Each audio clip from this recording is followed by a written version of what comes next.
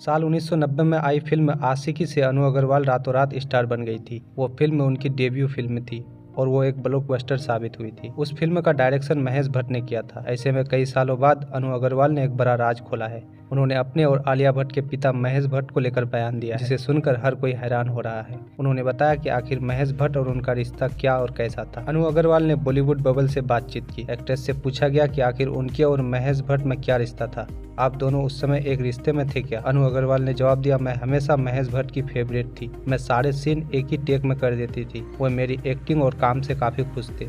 अक्सर वो मेरी तारीफ करते रहते थे, पर हमेशा कई लोगों को महेश भट्ट का मेरी तारीफ करना पसंद नहीं आता था और तब लोगों ने मेरा और उनका नाम साथ जोड़ना शुरू कर दिया।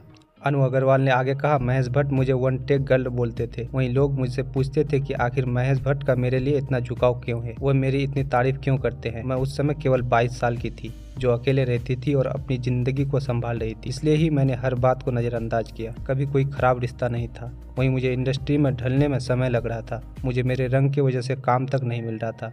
मैं लंबी और सांवली थी, पर हाँ, मैं दूसरी लड़कियों की तरह शर्माती बिल्कुल नहीं थी। मुझ में काफ़ी एटीट्यूड था।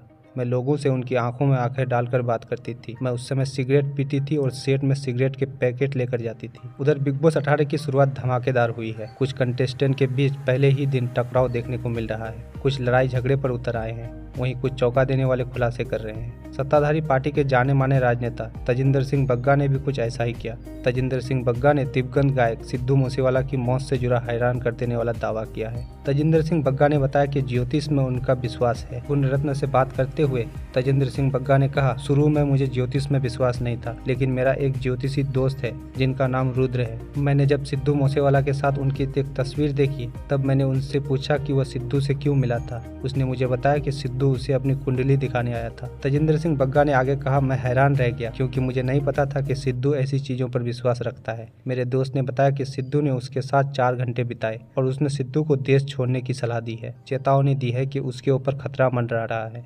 मैंने अपने दोस्त से पूछा कि क्या उसने सिद्धू से कहा कि उसकी जान को खतरा हो सकता है। उसने कहा कि ज्योतिष में हम सीधे तौर पर नहीं कह सकते कि किसी के जान को खतरा है, लेकिन मैंने उसे देश छोड़ने की चेतावनी जरूर दी थी। उसने बताया कि सिद्धू की 8 या 9 तारीख के आसपास देश छोड़ने की योजना थी। तजिंदर सिंह बग्गा ने अपनी बात खत्म करते हुए कहा, मैं सोच में पड़ गया। मैं सोचने लगा कि महीने का 15-20 करोड़ रुपए कमाने वाला कोई व्यक्ति ज्योतिष की सलाह पर देश कैसे छोड़ सकता है। मैं उसकी जगह होता तो ऐसा नहीं करता। पर भाई 8 दिन बाद वो मर गया। मैंने तुरंत अपने दोस्त को फ़ोन किया और कहा कि वो मुझे भी सलाह दे। उस पल से मैंने कुंडली पर आंख मूंदकर विश्वास करना शुरू कर दिया। बताते 29 मई 2022 को सिद्धू मूसेवाला की गैंग से जुड़ी एक घटना में दुखद मौत हो गई थी। सिद्धू मूसेवाला की मौत की खबर ने उनके प्रशंसकों और पूरे देश को झकझोर कर रख दिया था।